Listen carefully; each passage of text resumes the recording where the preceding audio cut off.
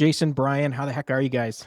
Good. How Fucking are you doing? great, bro. How are you? Hell yeah. Hello from Milwaukee, I say, from Yeah. Harley Land. I've seen a couple episodes of this on the Rome season two. It's great. It really does feel like, I know you kind of mentioned this in season one, Jason, you're absolutely allergic to sitting still, it seems like. And like, you're Dude, like that is the the best.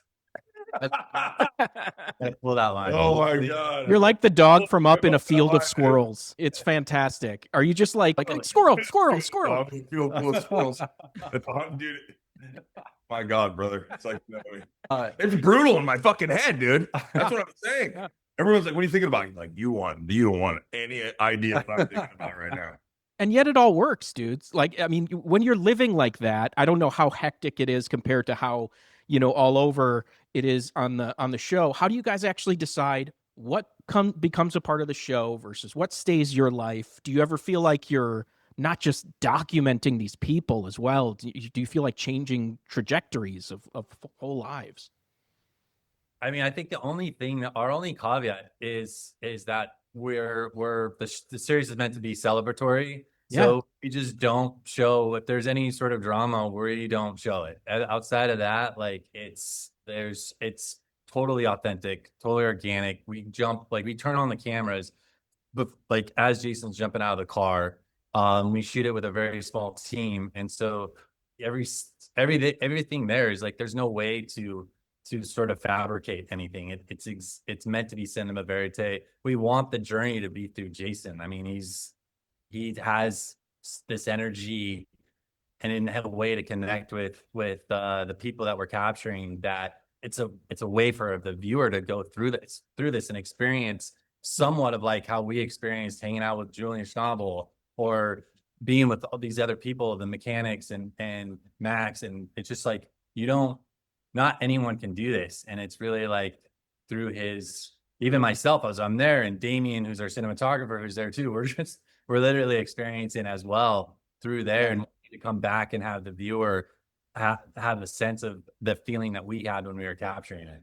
It is such a main line into Jason. I love these moments of like pure joy, fascination, passion, all that stuff. When you're making like your family knives in season one, or you're doing like Julian Schnabel showing you his paintings for the first time, and you're just like soaking it What the all in. fuck? How do you do all this and like capture it in a way that feels real? Or is it just like just letting Jason I be mean, Jason? I think that's it. I mean, like we built a company 25 plus years ago, and it's like we've been shooting many different styles, and this is a kind of a genre we wanted to jump into, and being able to shoot something. It's very scary because it's my personal life, and so even doing press for this is fucking awesome because you're like, well, I'm not hiding behind something, but I'm getting excited because I'm talking about everything I love with people that I'm learning from and people that I want to share with the world. And there's also just like so many people out that don't get it. Like the show is designed also to be just like inspiring. There's so many people that in your fucking city, in your town, in your state, in your country, like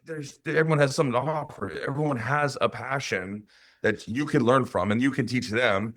And out of all the things we can disagree about, there's just fucking like spend more time going like, hey, I can learn from these, and that's just what connects people. And I feel like, not to get into the hippy dippy shit of it all, but I'm like it's fucking love and learning and sharing. Yeah. That's like the human experience, and we can. And so this season it was really about upping the ante and just going like, we put out the wildest ideas, dude. Like the wildest shit that happened.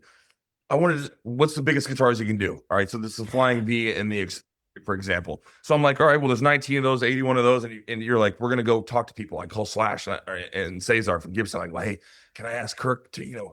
And so I get Kirk's number, and I'm all fucking geeking out, going like, it's in the show, right? Yeah, it's I'm like freaking out, going like, I'm talking to Kirk Hammond. I was like, hey, can just come and talk to you about the guitars? It's like my childhood dream, like the shapes of these. And he's like, yeah, bro, come over. And so next thing you know, we're in Hawaii. We go to his fucking house. He's cooking us omelets. I mean, he's cooking me a fucking omelet, and we're having breakfast together, and he's talking about his fucking guitars. And Ross Halfin shot the book. We're talking to Ross. Yeah. Ross goes, Sharon Osbourne wants to talk to you. She wants you to host fucking Sabbath. I'm like, what are you talking about? I'm not the host. The next thing you know, we're fucking, my kids and I are sitting in front of Ozzy, and I'm watching Sabbath, and that just it was just about a fucking guitar. That's the rarest guitar. Now it's moved into this. Right now, we're doing a flood relief, a big party. It started as like 200, 300 people. We thought I was going to play a little relief party. Now it's like 6,000, 8,000 people are going to show up in Colina because all these Hawaiian performers are out. Jack Johnson's coming. And then Kirk Hammett just surprised me. He goes like, dude, I'm going to come up and play From the Bell Tolls with you. He fucking called me to come in. So now in 8 hours, I'm going to be on stage playing with Kirk Hammett. Nice life, man. Like, I mean, like, bro, it's like all this, yeah. it just keeps going and going and going, man. Like, I have to ask while I have you, because Chief of War was one of my favorite shows of last year. Are we any closer to season 2? And is it cost the biggest hurdle right now, or what is it?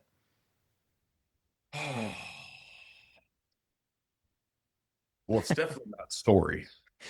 I know that. No lack of story. I think we are just, it was a limited series. I mean, that's what it was. So it's just kind of like, that's what we agreed to do. And we're excited. I mean, obviously, we're still going up for some awards, and hopefully it'll have an effect. And I guess we kind of see where it goes after it's like exercised all that. So we're just a little bit of a limbo, just kind of waiting to see what's next.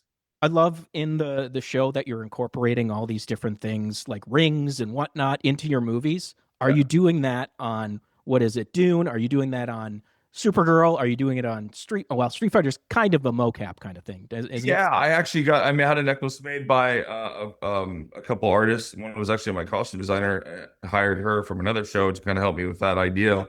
Or I added something to Blanca, which then they put in the mocap, but it's something that you want to make personal, and we use it as like something we can pass down, and it gives it a something to help out in the scene. Lobo, yeah, we did some rings just to help. They made a bunch of stuff. But yeah, we you try to put as much as you can.